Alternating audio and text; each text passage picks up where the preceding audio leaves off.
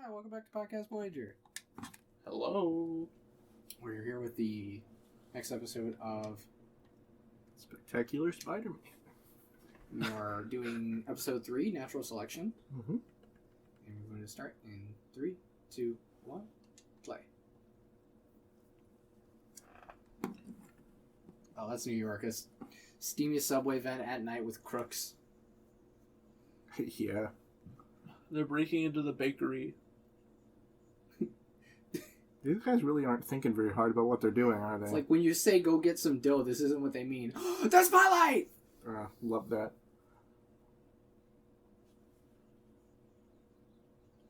Also, I think You can really hear the Crispin... Batman Beyond in the soundtrack here. Also, I'm pretty sure that was still Crispin Freeman doing the voice of the thug. Yeah. You just got pied. Pie on your face. Nice. Another good sports sound effect added to the show's repertoire.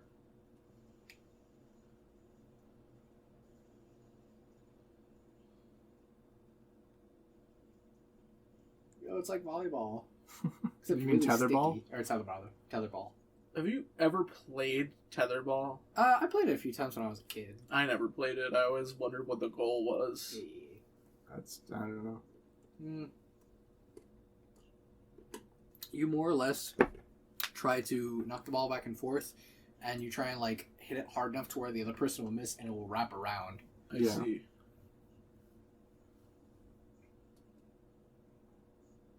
Fireman catches the L train. Does Peter get better at taking pictures? Yes. Okay. This last episode, they were blurry and bad. Yeah. Wow, they live in a nice house. He's a doctor, after all. That's true.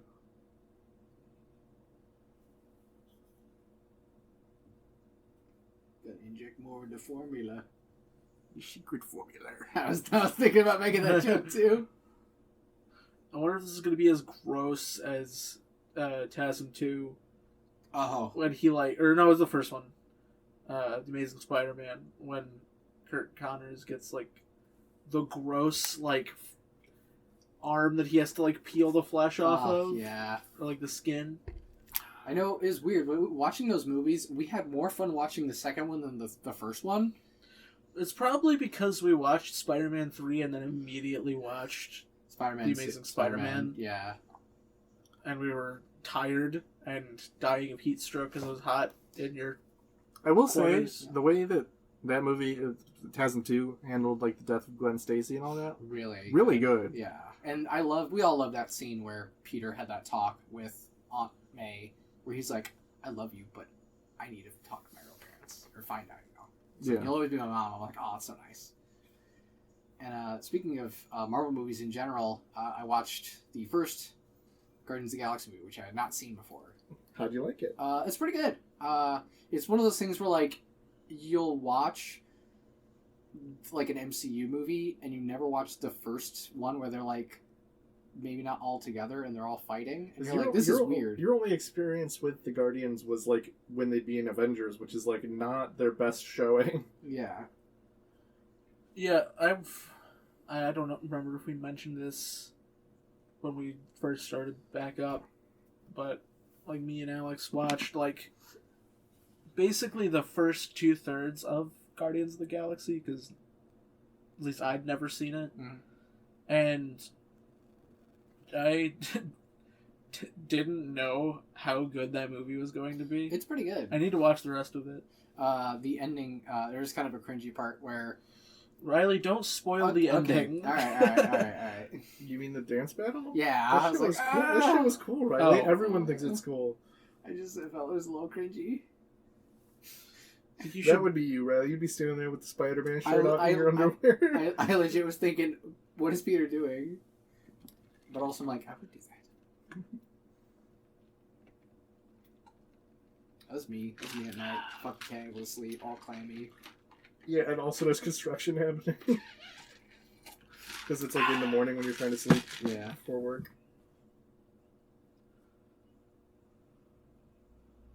Snert counters.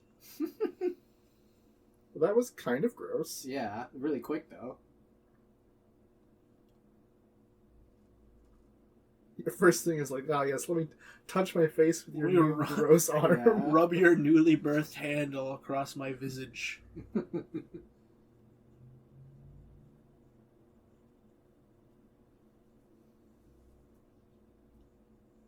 Martha! Why did you say that name? I actually haven't even seen that movie, but I don't want to. I was going to say, he doesn't intend to either.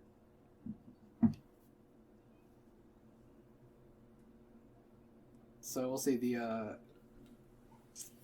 Billy Connors is voiced by Max Burkholder. Yeah. Doesn't have super big credits, but I just thought I'd mention who he was a child at the time. So. Yeah. Oh, they're gonna prank Peter. I just thought about this this video that my brother showed me. That was like a like NPC pranks, and this guy was playing Fallout 3, and he basically placed like a mountain of live mines next to like a person and then just like punched them so that they would run away. And they run directly into the mines and just get destroyed. Yeah.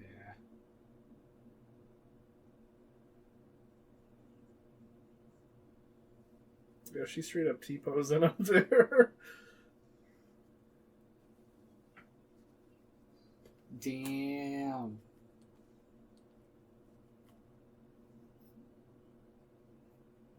Also, that is Philomar voicing Randy Robertson. It's a shame we have Randy, but Robbie doesn't show up as far as I remember. And I love Robbie as a character. Yeah. Robbie could be voiced by Kevin Michael Richardson. That'd be like static. Robert. Yeah, Robert Hawkins. Robert. We should change our group chat from... Because for the longest time it's been... Like, our group chat has just been called Podcast Voyager. We should go back to when it was the Robert Hawkins Friendship Alliance. I forgot it was named that. Or the Booster Gold Fan Club. Ah. What were some other good ones? Cantaloupe Boy? The Cooter Boys?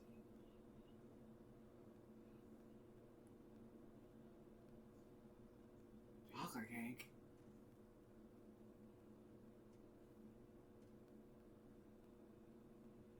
We have to celebrate by having an arm wrestling match.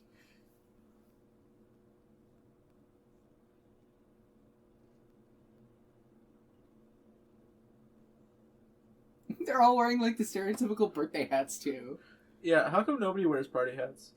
You always see them, but like nobody actually has them. I think I wore them once in my whole life.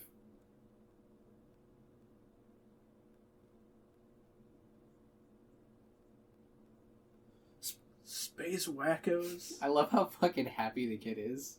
Right? Take your clothes off.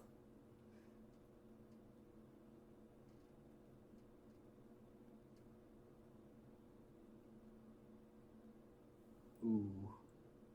Got scales.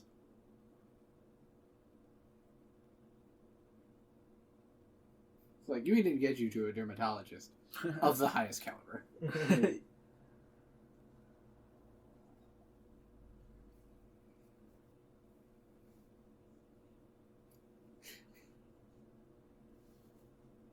And here we get to have D. Bradley Baker just make angry animal noises that he loves doing. It's just like Ben 10 all over again. And specifically Alien Force, because he voices all but 2 of the aliens that Ben gets there. I think it's all of 1. In the original 10 that he gets. Is it all but 1? Yeah, I think the only one he doesn't voice is Alien X. I could have sworn there was one more.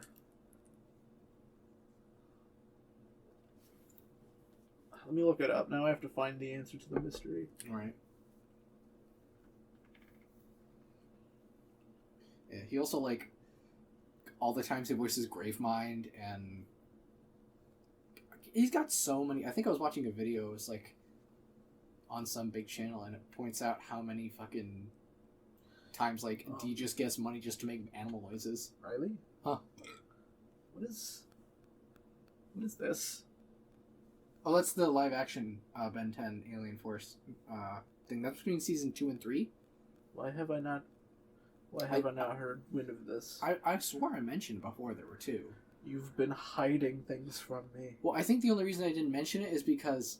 Is it bad? No, it's enjoyable. It's just... And it does introduce a character that is shown later in the series. It's just the fact that there's no place to officially watch it. But... You wouldn't want to try your luck at... I legit would probably have to either go to the local library to try and find a copy, or I'd have to buy a DVD copy. I don't think they have it on Blu-ray. Yeah.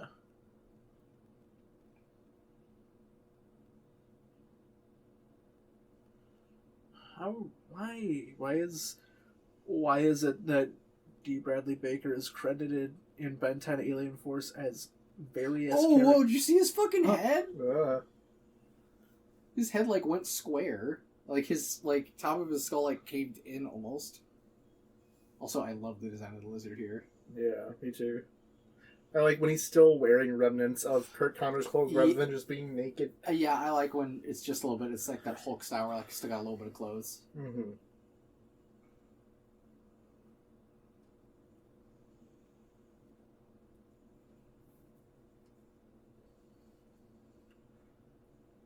Damn. D. Bradley Baker is from Bloomington, Indiana? Wait, what? He's from the Midwest? Who would have thought? He's from our home state. Dang. Now they're gonna find us. They're gonna find out where we docked the spaceship. I said dock. Nice.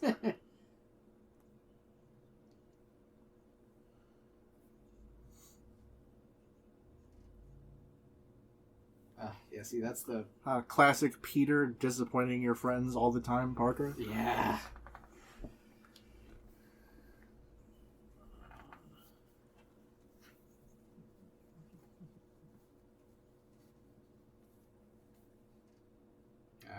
It's one of the things of when will Peter learn that it's better to actually just tell the people that you hate to see it, but it's so integral to the character of Peter disappointing his friends. Oh, I know, but he thinks that it's for the best that he doesn't tell anybody, but it's actually the opposite. Yeah. He should tell people what he's supposed to. I love we just heard that Peter's 5'6". Yeah. Because, it was this weird thing in the comics where, he was really small, but then he got kind of muscular. And then, throughout the years, he just got, you go to the 90s Peter Parker, and he's jacked. Oh, yeah. And also still pretty tall, but he's always taller than Aunt May. Also, look at that new metal girl. You can tell this is the early 2000s. This was 2008. Does that classify as the early 2000s No, late 2000s, rather. Just 2000s in general. You were right, Riley. He voices all the... He voices all but... Yeah, it took me a really long time to find the answer. He voices all of the, starter aliens from Alien Force except for... Alien X. I thought we had discussed that already. Also, Riley... When we were watching the show. You didn't tell me that... Oh, this is a really cool scene. Yeah. It's just cool action. Subway scenes in Spider-Man Meter is always really cool. Like the subway scene from Spider-Man 2. Or the subway scenes from Spider-Man 3. Fingies. Or the subway level from Spider-Man PS1. Yeah.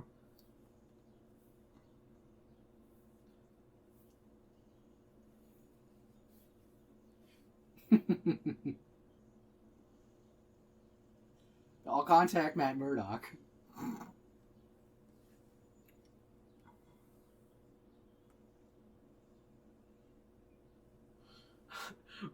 What kind of joke train stays still for that short amount of a time? It's been a New York minute and that train's fucking going.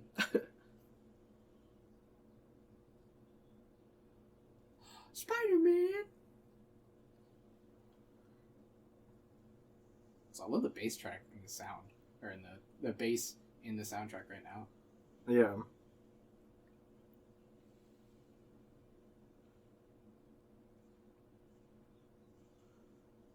Damn.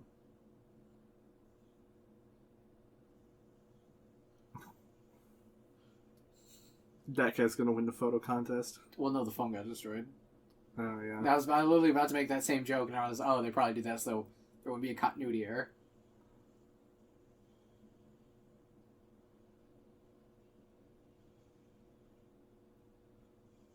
Oh, I can hate it.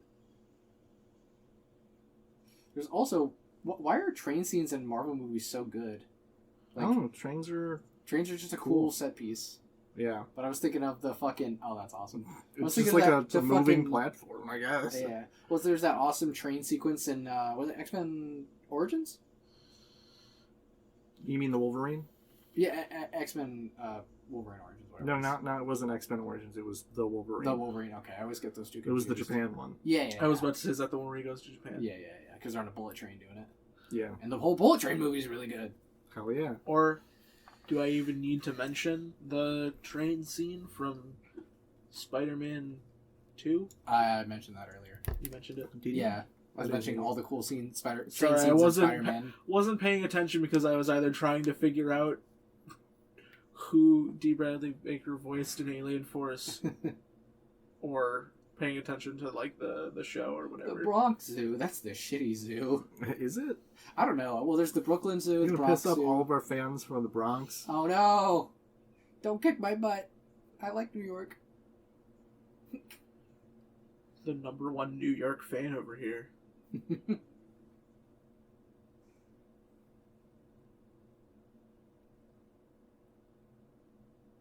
I'm hearing aviaries in the reptile exhibit.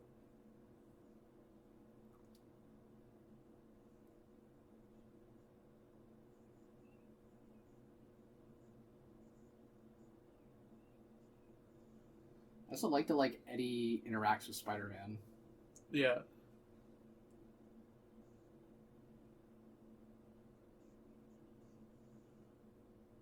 There's always that thing of what does Spider-Man do for his suit when it's not in a hot New York summer and it goes to the cold areas and he has to wear long johns underneath. I think they make a joke about it in this series where he wears sweats underneath it and then his costume looks all lumpy. Nice. So do you guys prefer when the lizard can talk and communicate, but he's more animalistic, or he's just straight up a wild lizard creature? I think I like this. I kind of like when he can actually talk a little bit. It's kind of where some media treat the Hulk as very simple, can barely talk. He can talk, but the thing is he can talk. He can talk more or less. He's not as educated as Bruce Banner, but he can still talk and communicate. I prefer that. Right. Especially because the lizard, the original interpretations have him being able to communicate with any and all lizard creatures. But also I don't like when his whole thing is I'm gonna turn everyone into lizards. Right. That's why I like when you can have the giant lizards. Giant lizards. What was that from? That was from the Spider-Man 3 PS2 game. That was the same one as the woman who's I'm gonna die. That's Mary Jane in that cutscene. No, it's not. No, I'm pretty sure it is. It's just haven't we been through this before? I've played this game before, Riley. I played through it too. Did you? Hold on, let me look it up real quick. Do you think they would make Mary Jane that ugly? Oh, well, I mean, that whole game kind of looks off. You remember the missions where you have to fly with MJ on your back? Higher, Peter, fly, higher! swing. Yeah, it was so annoying. Because it's let me just beeline to the Empire State Building.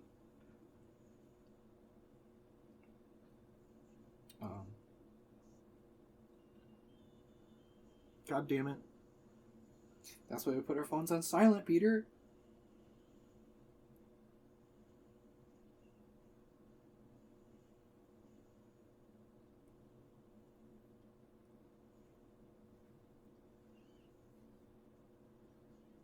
Bro, this kid's got a skateboard and everything. Yeah.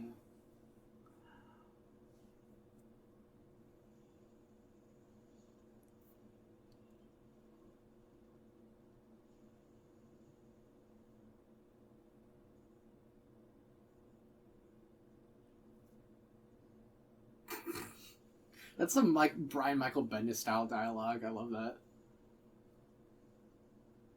Oh, maybe. I don't know.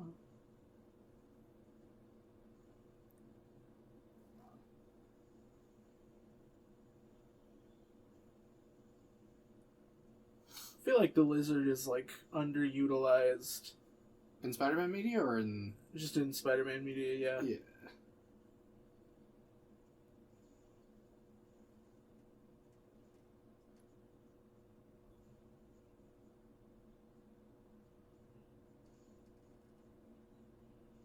You say mustard? Mustard.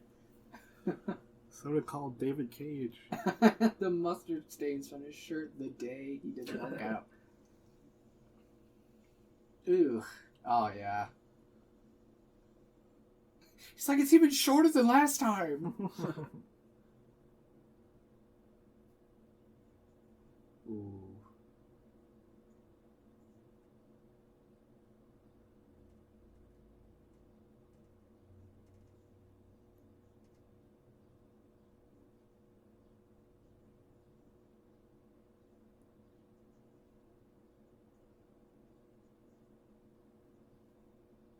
Yeah, and why don't you go become a symbiote about it? Why don't you Venom? Just... I swear it was Mary Jane in that cutscene. Maybe I'm wrong. It's not. I thought I remember seeing it somewhere before.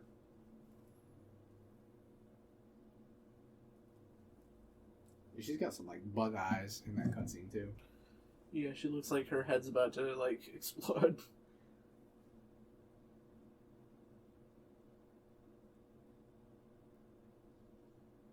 He took the gene cleanser. They fired Peter for not staying around and doing something that a child shouldn't be forced to do. Well, their argument also was Gwen was there to help, too. So what? She shouldn't have been there. It's not a child's responsibility.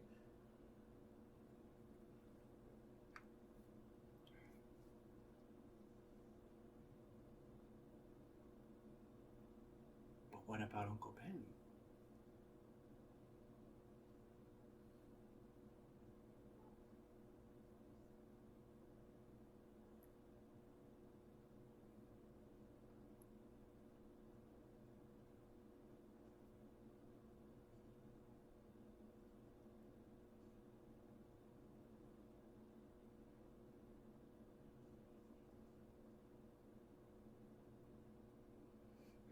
I always love that about Spider-Man is the fact that sometimes he still feels as though he's not making a difference, but he just has to think for a minute and realize it doesn't matter if I'm making a huge difference, I'm doing something in the first place. Right. That was a really good It episode. was very good.